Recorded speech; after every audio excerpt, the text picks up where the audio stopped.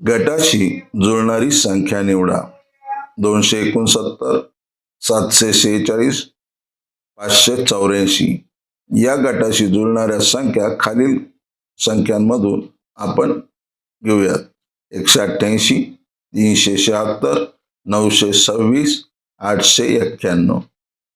येथे 269 या संख्येतील अंकांची बेरीज 2 अधिक 6 अधिक 9 बरोबर 17 येते.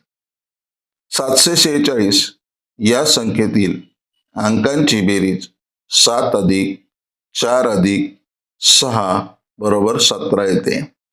584 या संख्येतील अंकांची बेरीज 5 अधिक 8 अधिक 4 बरोबर 17 येते. यानुसार विचार केल्यास 188 व 926 या दोन संख्येतील अंकांची बेरीज ही 17 येते आणि म्हणून 188 व 926 या गटाशी जुळणाऱ्या संख्या आहेत.